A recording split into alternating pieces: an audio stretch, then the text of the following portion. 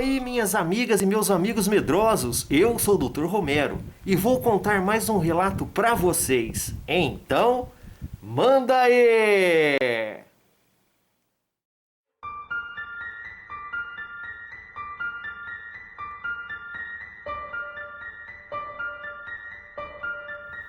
E o nome do relato de hoje é O Lobisomem do Parque Ecológico do Tietê.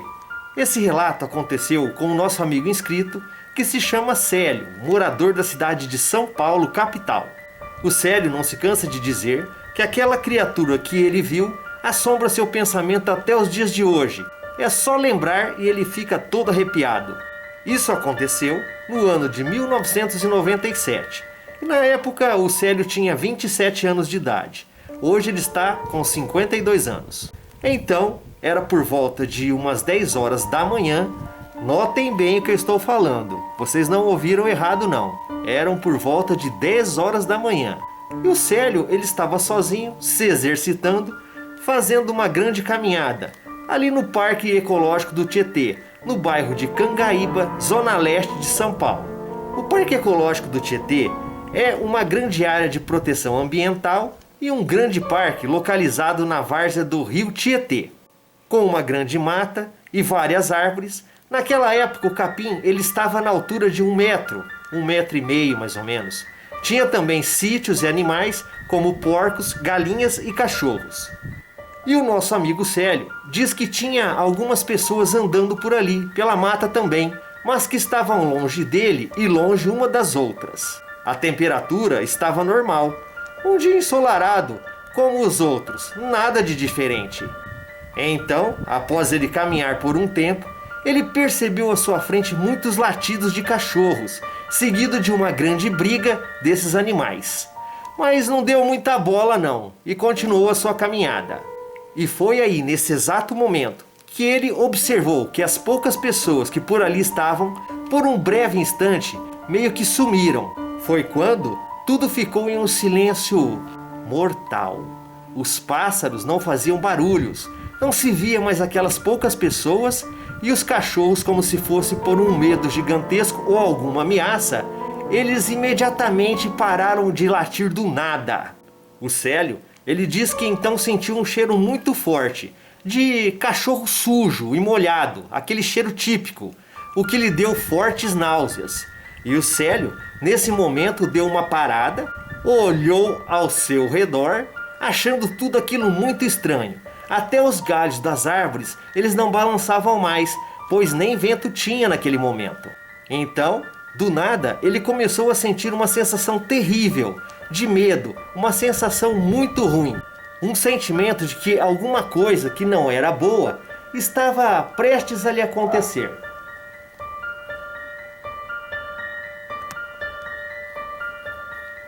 Essa aqui é minha gatinha. Qual que é essa daqui? Deixa eu ver. Ah, essa aqui é... Aí eu acho que é a Sabrina. Dá uma olhadinha pra câmera. Aqui, ó. Aqui, Sabrina. Eu acho que é a Sabrina, viu, pessoal? Ela tá aqui rodeando. E do nada, ele começou a sentir uma sensação terrível de medo. Uma sensação muito ruim. Um sentimento de que alguma coisa que não era boa estava prestes a lhe acontecer. Então, quando ele se virou para seguir o seu destino e a sua caminhada, como que por um passe de mágica, aquilo se materializou bem à sua frente. Aquilo estava a uns 20 metros de distância do Célio, e quando foi avistado, estava com as 4 patas no chão. Era um bichão bem comprido, meus amigos e minhas amigas. Um bichão comprido e bem forte, parecia um cachorro, mas bem maior. E aí, mais do que depressa, aquela criatura se pôs completamente em 2 pernas, ficando como um homem, ereto e mostrando um tamanho colossal. O Célio, ele tem 1,76 m de altura, e ele pôde calcular perfeitamente que a altura daquele ser passava de 2 metros brincando. E quando aquele bichão ficou de pé, dava para se ver perfeitamente aquele corpo totalmente musculoso e que mostrava respeito para qualquer um. Minhas amigas e meus amigos medrosos, chega aqui, vem aqui perto de mim. Aquele bichão, aquela coisa, ele era grande, hein? Muito grande mesmo. Ele tinha braços, pernas, dorso e principalmente as patas traseiras bem fortes, um focinhão bem grande e muito comprido. Aquele ser tinha o corpo bem peludo e o pelo escorrido na cor castanho amarelado. Tinha orelhas grandes em pé e não possuía rabo. O Célio disse que após ele ficar de pé, ele começou a andar de um lado para o outro, como um homem, mas aquilo com toda certeza não era um homem não. Aquele bichão ele estava meio que perturbado e muito aflito. A criatura também tinha um ferimento profundo abaixo do seu pescoço. E de repente aquele lobisomem ele para de andar, empina o seu focinhão para o céu e solta um enorme e sonoro uivo, fazendo com que o nosso amigo Célio se arrepie por inteiro e congele toda a sua espinha. Célio, imóvel por causa daquela terrível experiência e do medo tomando conta de seu ser, ele lutava para não desmaiar de pavor que ele sentia naquele momento. E foi aí, minhas amigas e meus amigos medrosos, que aquele lobisomem ele avistou o Célio. E por uns instantes que pareciam horas, ele fixou aquele olhar penetrante nos olhos do Célio. Segundo o nosso amigo Célio, aquele bichão ele tinha enormes olhos amarelos que se pareciam olhos humanos. E é nessas horas, minhas amigas e meus amigos medrosos, que é a hora da verdade, viu? É a hora quando a criança chora e a mãe não está por perto. Eu tô fora disso. Coitado do nosso amigo Célio. Deve ter dado um grande de uma freada na zorba, porque o cagaço devia ser intenso. E o Célio diz que aquele olhar penetrante era como se aquele lobisomem o conhecesse há muito tempo. E o Célio não deseja essa horrível experiência para ninguém, e nem para a pior pessoa do mundo, pois aquela criatura é esquisita, medonha e pavorosa.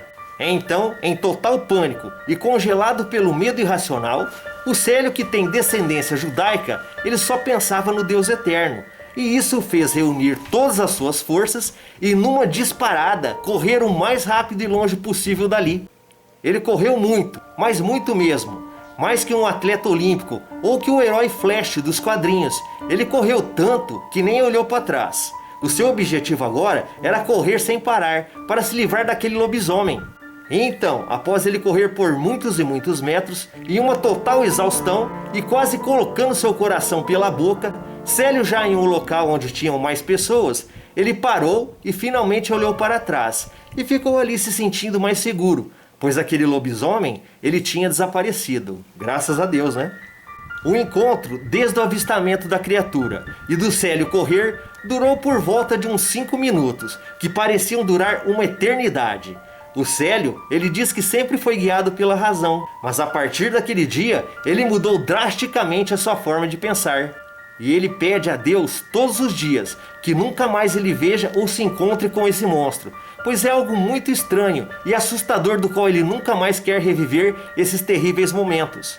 Célio também acha muito estranho que somente ele, naquele momento, ele tenha avistado e se encontrado com aquela criatura, sendo que tinha outras pessoas naquele dia e lugar. E por muito tempo, ele achou que estava ficando doido, por ser algo surreal e inimaginável. Passados tanto tempo, ele ainda sente calafrios por isso, e ficou traumatizado e com um grande medo de matas e bosques. Até hoje, ele não vai mais em nenhum desses lugares, podem ter certeza. Ele diz que graças a Deus nunca mais ele viu essa criatura, mas ainda teve contato com o sobrenatural por outras vezes. O Célio tem mais um relato que ele me enviou de um contato com um lobisomem e com a sua ex-mulher. Mas essa história, meus amigos e minhas amigas medrosos, fica para uma outra vez, ok? E o engraçado, como todos puderam conferir, que eu tinha falado no começo do relato, é que esse lobisomem ele apareceu de dia, às 10 horas da manhã. É muito esquisito, não é? Isso quer dizer que o bichão ele não tem hora para aparecer. E então, um muito obrigado, meu amigo Célio, por compartilhar essa sua terrível experiência com todos aqui no canal RDR Relatos. Um grande abraço do Dr. Romero, e eu acredito que a sua experiência, meu amigo, foi verdadeira sim, pois essa criatura é real mesmo, não tenho nenhuma dúvida.